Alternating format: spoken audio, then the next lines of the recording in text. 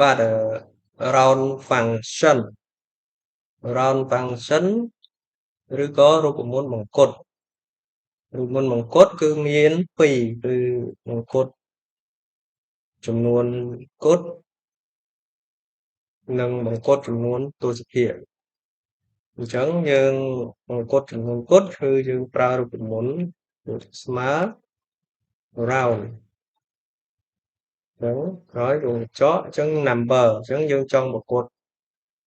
លេខនេះចំនួននេះគត់ digit number digit មានន័យថាតើយើងចង់ឲ្យប្រកួតប្រមាណខ្ទង់យើងប្រកួតត្រឹមថា2ខ្ទង់ចុះ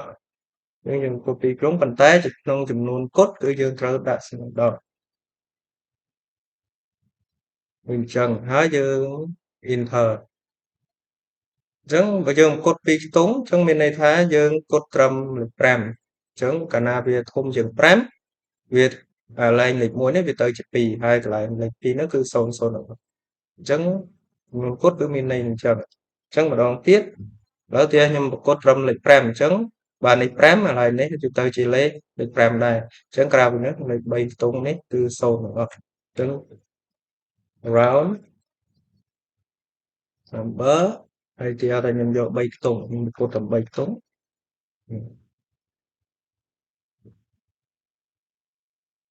round ញ៉ាដកលេខញ៉ាដកអត់ដាក់ញ៉ាដកគឺវាអត់ស្គាល់ទេបាទអញ្ចឹងគឺមិញដោយសារអត់ដាក់ញ៉ាដកអញ្ចឹងគឺយើងបានណា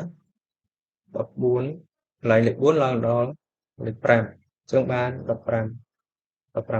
អញ្ចឹងដូចគ្នាយើងអាចអូសរូបមន្តនេះមកក្រោមបានបាទឬក៏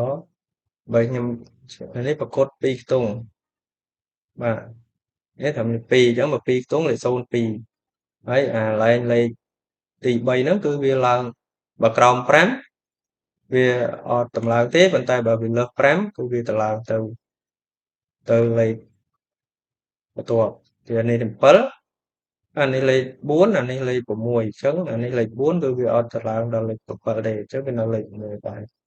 បាទនេះគឺជាចំនួនប្រកួតចំនួនគត់អញ្ចឹងរូបមន្តខ្ញុំម្ដងទៀត round number តបមកដាក់ដកប្រមាណខ្ទង់មានន័យថាយើងចង់ប្រកួតត្រឹមខ្ទង់ទីប្រមាណខ្ទង់ទី2ទៅពីឆ្វេងឥឡូវប្រកួតទស្សភាគមានន័យថាយើងចង់ប្រកួតតែចំនួនក្នុងទស្សភាគអញ្ចឹងទីហោ round គឺប្រើរូបមន្តដូចគ្នា round នៅទស្សភាគ round number តបមកយើងដាក់លេខតំណខ្ញុំប្រកួតត្រឹម2ខ្ទង់អញ្ចឹងមានន័យថា2ខ្ទង់អញ្ចឹងយើងអត់ដាក់ញ៉ាដកដូចចំនួនគត់ទេព្រោះវាជាចំនួនទស្សភាគអញ្ចឹងមានន័យថាខ្ញុំប្រកួតត្រឹមតែ2ខ្ទង់នេះ2ខ្ទង់ក្រោយក្បៀសអញ្ចឹងមានន័យថា51អញ្ចឹងអានេះលេខ5វាឡើងទៅជាលេខ2បាទអញ្ចឹងដូចគ្នាចុះបើខ្ញុំចង់ប្រកួត3ខ្ទង់ខ្ញុំដាក់លេខ3មក3យើងអត់មានសញ្ញាដកទេអញ្ចឹងយើងបាន3ខ្ទង់អញ្ចឹងលេខ3 3ខ្ទង់អញ្ចឹងវាអត់មានលេខហ្នឹងវាមាន8ខ្ទង់អញ្ចឹងលេខនេះបានអាចកត់3ខ្ទង់បាននេះមកនេះអញ្ចឹងឃើញទេ3ខ្ទង់តាមចាត់ត្រឹម3អញ្ចឹងឬក៏យើងកត់2ខ្ទង់ទាំងអស់អញ្ចឹងហើយអញ្ចឹង2ខ្ទង់វាបាន56អានេះ48ដែរនេះ50កំប៉ុក55អានេះ23ខាងនិយាយថាលេខទី3នេះបើសិនវាក្រោម5គឺវាអត់ប្រកួតប៉ុន្តែបើសិនវាអត់តម្លើងទេប៉ុន្តែបើវាក្រោម5វានឹងតម្លើងអញ្ចឹងរូបមន្ត function ប៉ុណ្ណា